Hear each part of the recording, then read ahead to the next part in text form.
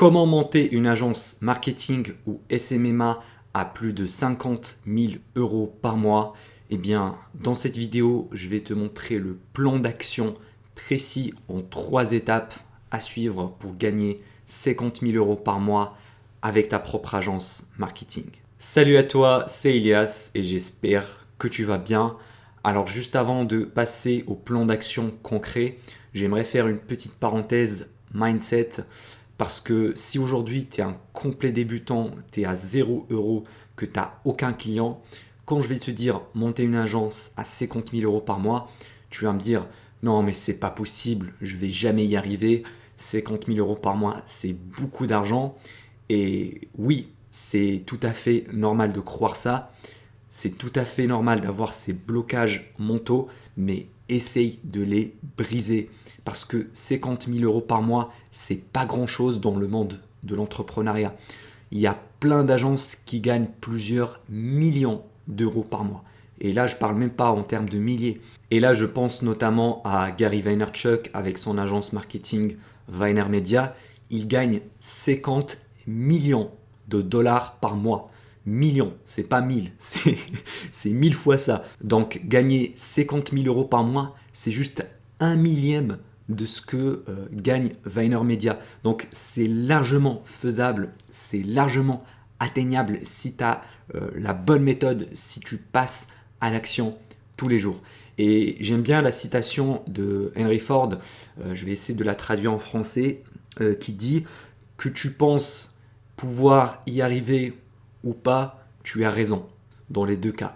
Donc si tu crois pas que tu vas y arriver, c'est sûr que tu vas pas passer à l'action et tu vas t'auto-saboter toi-même pour ne pas y arriver. Donc vraiment, enlève toutes les barrières mentales, crois en toi, crois que tu vas y arriver parce que c'est comme ça que tu vas passer à l'action pour atteindre cet objectif-là des 50 000 euros par mois. Et d'ailleurs, dans cette vidéo, je vais te montrer logiquement, vraiment te démontrer par les chiffres que c'est tout à fait faisable en quelques mois, voire en quelques années dans le SMMA si tu te donnes les moyens.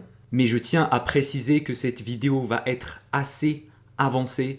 Donc si tu es vraiment un complet débutant, peut-être les concepts vont te paraître compliqués, mais j'ai décidé de faire cette vidéo parce que dans mon audience qui me suit sur YouTube, il y a des consultants qui gagnent déjà 5 000, 6 000, 10 000 euros par mois, mais qu'ils ont atteint un certain plafond de verre et ils veulent scaler à 30 000, 40 000, 50 000 euros par mois, mais ils ne savent pas quel plan d'action suivre étape par étape afin d'atteindre cet objectif-là. Donc je vais tout détailler ici, mais pour être tout à fait transparent avec toi, cette vidéo ne va pas être vraiment hyper utile si tu es à 0 euros par mois. Parce qu'il faut déjà passer de 0 à 10 000 euros par mois avant de vouloir passer de 10 000 à 50 000 euros par mois. Donc c'est vraiment étape par étape, c'est des checkpoints que tu dois passer. Tu ne peux pas brûler les étapes et passer directement de 0 à 50 000 euros par mois. Parce que tu vas voir que le calibre de clients qu'on va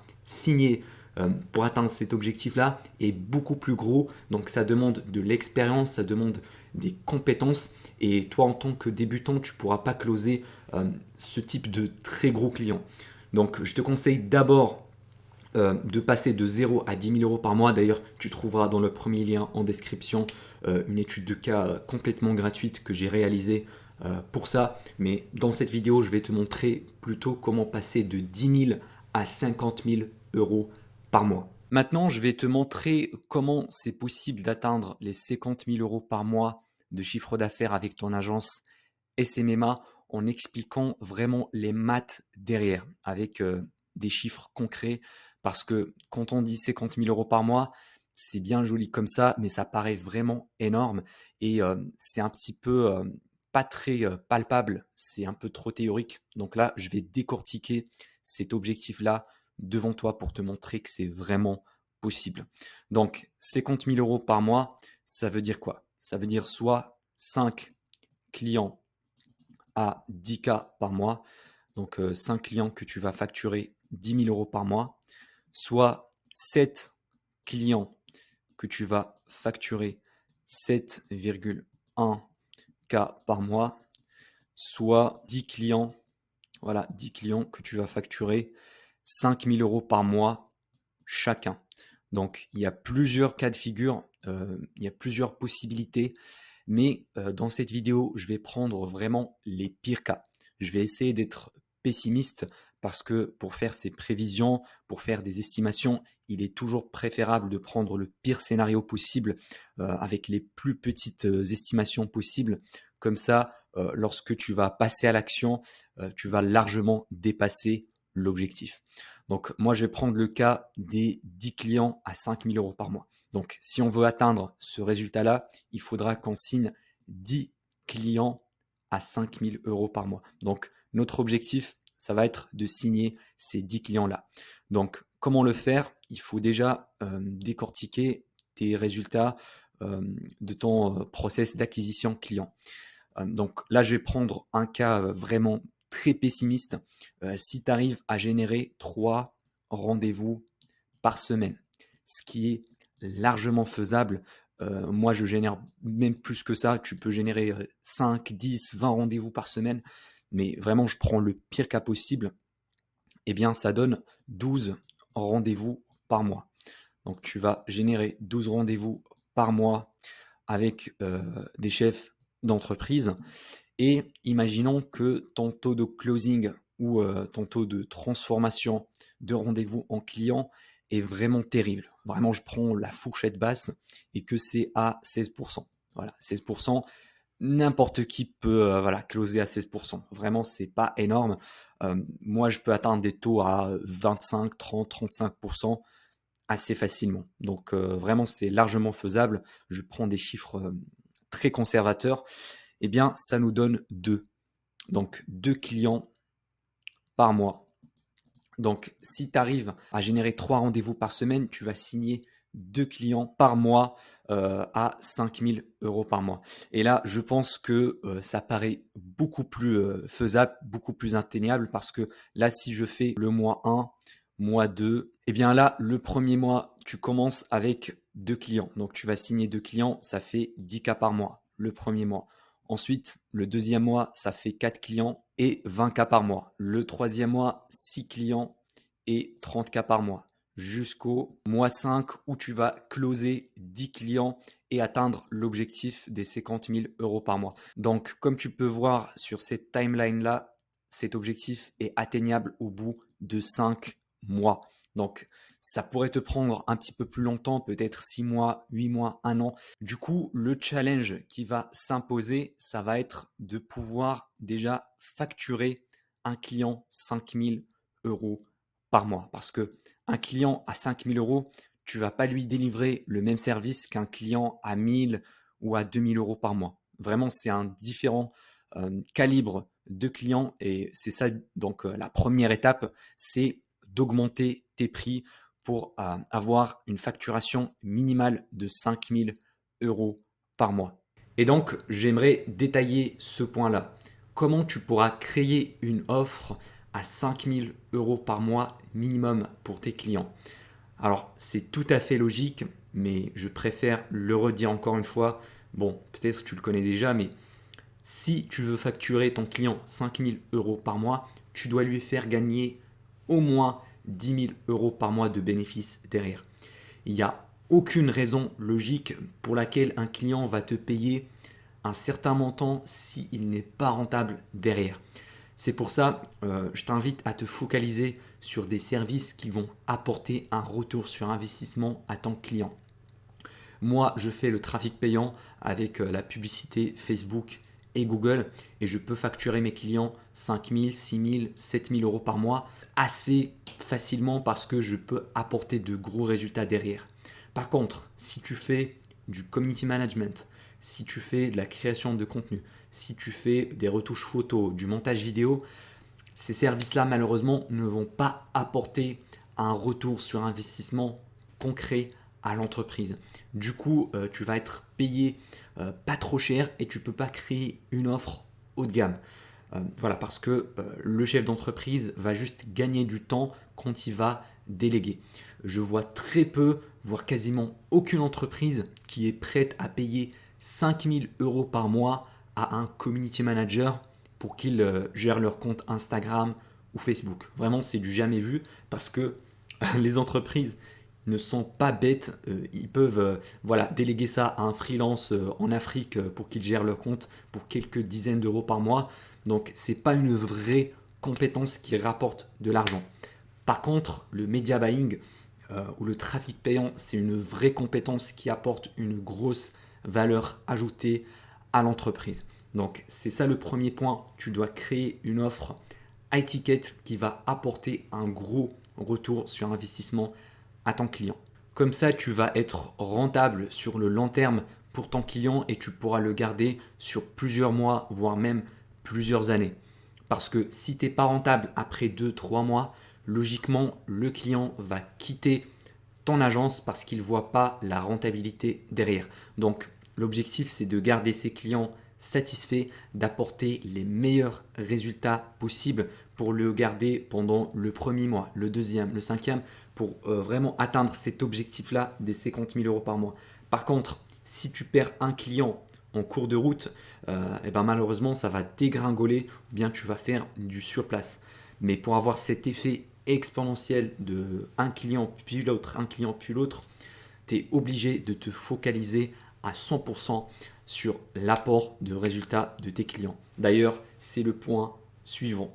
Et donc, pour délivrer un service de qualité à tes clients qui va te permettre de facturer très très cher, 5 000, 6 000, 10 000 euros par mois, tu dois d'abord automatiser et optimiser la prestation de service. C'est-à-dire la partie délivrabilité de ton service doit être vraiment optimisée à mort pour garantir les meilleurs résultats possibles à tes clients. Donc, je dirais qu'il y a trois principaux piliers. Il y a d'abord monter une équipe performante, les processus slash SOP et la culture d'entreprise. Donc, pourquoi c'est très important de monter une équipe? Eh bien, parce que les résultats que tu vas avoir pour tes clients, c'est pas le fruit de ton propre travail, mais ça va être le fruit du travail de ton équipe de média buyers. Donc, c'est tes média buyers qui vont créer les pubs, c'est eux qui vont gérer la relation client également. Donc, la satisfaction client est entre les mains de tes média buyers. C'est pour ça, c'est hyper important de monter une équipe performante parce que c'est ça vraiment qui va scaler et grossir ton agence. Donc, pour monter une équipe, il y a plusieurs étapes. Il y a d'abord le recrutement, hop, recrutement. Il y a la période d'essai, donc l'essai, hop. Et puis, finalement, il y a l'intégration.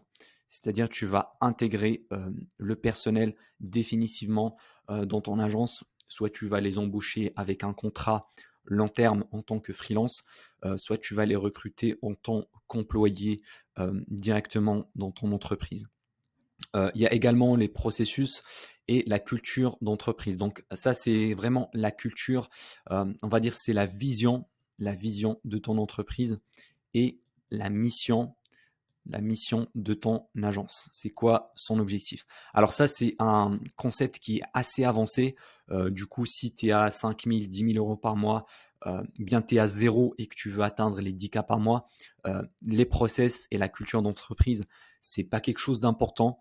Vraiment, tu n'as même pas besoin de ça. Mais si tu veux passer de 10 000 à 50 000 euros par mois avec ton agence et créer une vraie agence marketing avec une équipe performante et vraiment performer sur le très long terme, et ben dans ce cas-là, c'est obligatoire d'avoir des processus et une culture d'entreprise en interne. Parce que tous ces piliers-là vont te permettre de jouer ton rôle de CEO, donc de chef d'agence, et pas le rôle de freelance. Voilà, pas faire les pubs, créer les publicités, gérer la relation client, faire la prospection, etc. Ça va être le job de ton équipe, de tes salariés. Mais toi, en tant que CEO, ton travail va consister à améliorer tes processus, à améliorer la culture de ton entreprise, à améliorer ton équipe également en lui donnant les meilleures formations possibles, les meilleurs process également, parce que toutes ces choses-là sont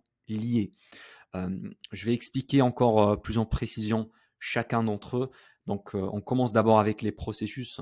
ou bien les SOP. Ça veut dire également en anglais Standard Operation Procedure, c'est-à-dire des documents PDF sur lesquels tu vas noter tous les process pour réaliser une tâche.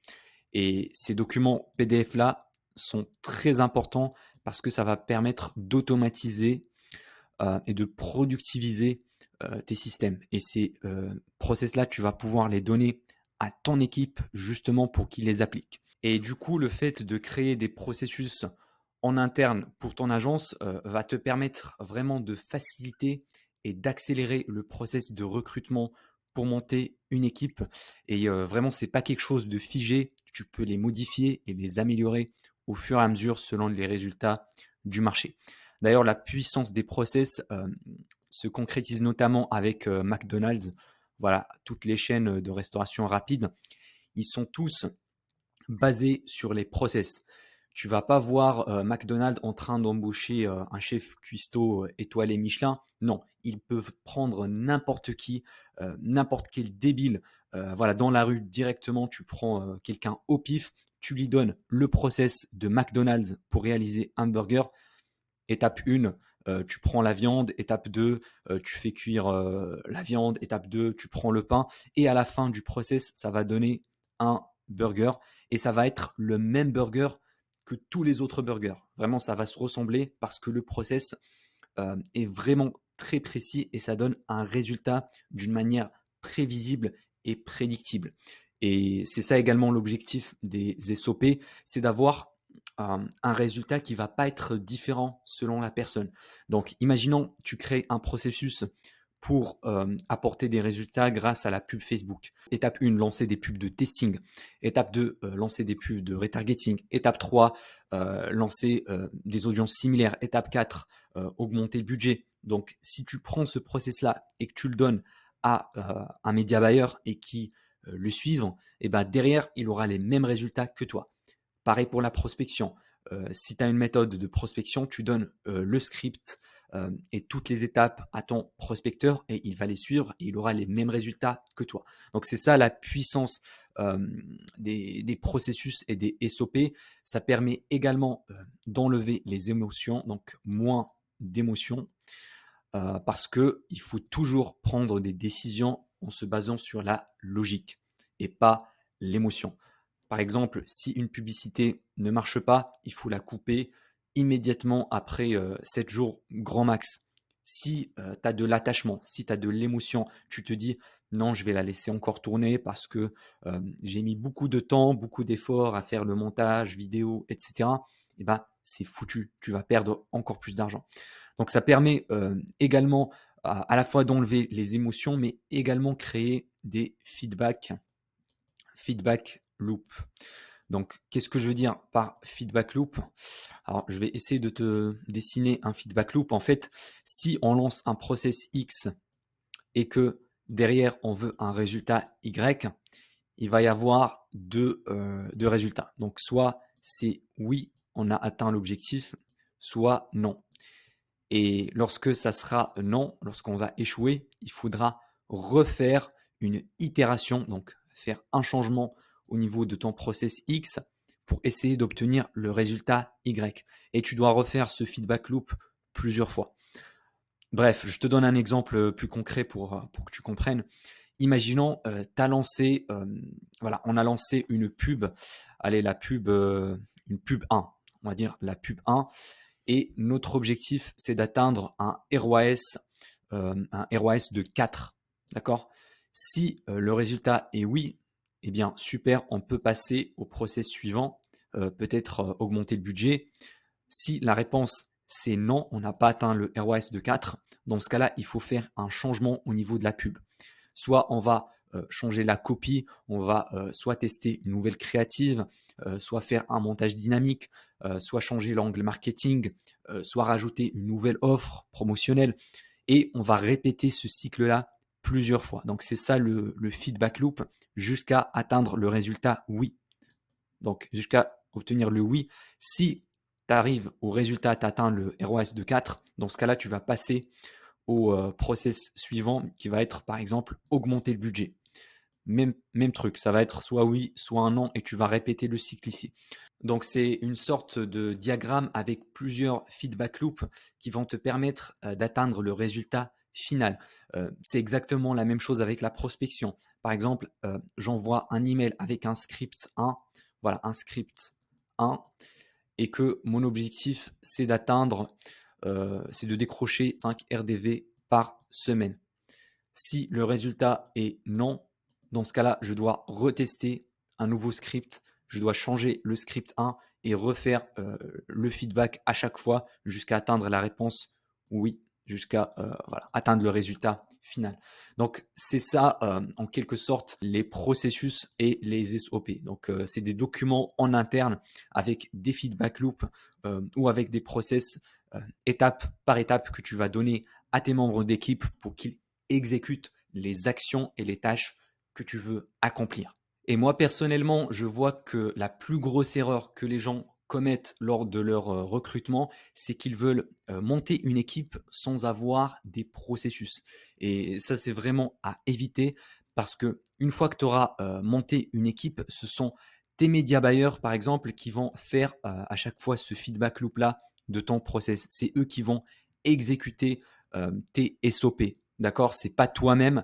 Et le problème quand tu n'as pas des processus, c'est bien ton personnel, tes employés vont faire les actions qui les arrangent. Donc, ils vont être un petit peu perdus. Si tu as un média buyer, peut-être il va lancer quelques pubs comme ça au pif, aléatoirement, sans discuter avec le client, sans envoyer un message d'update, sans te mettre au courant. Donc, s'il n'y a pas un process, il n'y aura aucune organisation et ton agence va s'éclater au bout d'un moment parce que c'est pas gérable.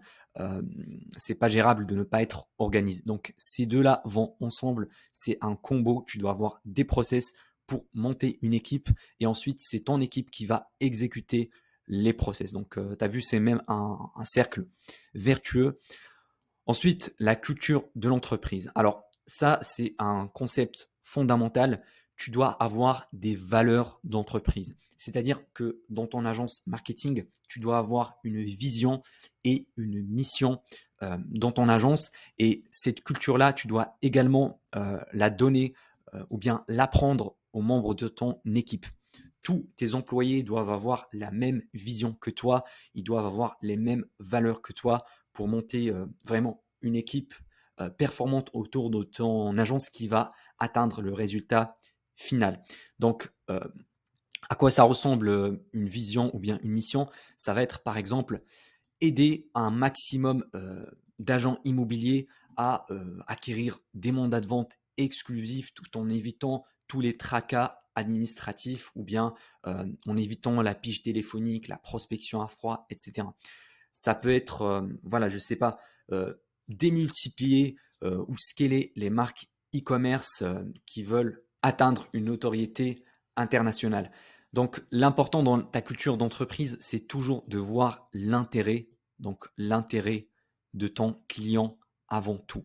C'est ça vraiment ma devise dans ma propre agence, c'est le client avant tout. Le client est roi, c'est-à-dire que toutes les décisions que je prends dans mon agence sont toujours dans l'intérêt de mon client parce que je sais derrière que si je prends les bonnes décisions qui vont apporter les meilleurs résultats à mes clients, eh bien derrière, je vais gagner plus d'argent sur le long terme. Et tous mes médias buyers, tous mes employés savent ça. Ils savent qu'ils doivent faire un maximum d'efforts pour les clients. Je suis pas radin au niveau argent. Par exemple, si je dois payer un logiciel ou un prestataire en plus pour délivrer une prestation de qualité, eh ben, je n'hésite pas à le faire parce que derrière, je sais que le client sera encore plus satisfait. Vraiment, c'est ça l'objectif. Il faut être obsédé par les résultats clients. Et toutes les agences de merde qui veulent juste gagner de l'argent sur le dos de leurs clients sans apporter le moindre résultat derrière, elles vont jamais réussir. Ils vont faire que du surplace. Maintenant, une fois que tu auras défini une offre high ticket à plus de 5000 euros par mois et que tu auras un système pour délivrer les meilleurs résultats clients derrière, la troisième étape sera d'optimiser ta prospection afin de signer des gros clients à plus de 5000 euros par mois. Parce que le processus pour atteindre ce genre de chef d'entreprise est assez différent de celui des petits clients ou des petits patrons. D'ailleurs, pour pouvoir facturer plus cher, je t'invite également à facturer aux variables si possible, notamment en e-commerce avec un pourcentage sur les ventes générées ou bien selon les leads, donc facturer un montant fixe par lead, par exemple 30 euros par lead, 40 euros par lead, etc. Parce que ça va permettre d'être payé à la fin du mois des résultats que tu as déjà obtenus. Donc pour le closing, ça va être beaucoup plus facile, mais je ne vais pas trop rentrer dans les détails ici parce que j'ai déjà fait une vidéo complète. Elle est là et je t'invite à aller la voir, dans laquelle je te montre ma méthode complète pour signer des très gros clients SMMA à 5 000, 7 000 ou même 10 000 euros par mois. Donc on se retrouve là-bas.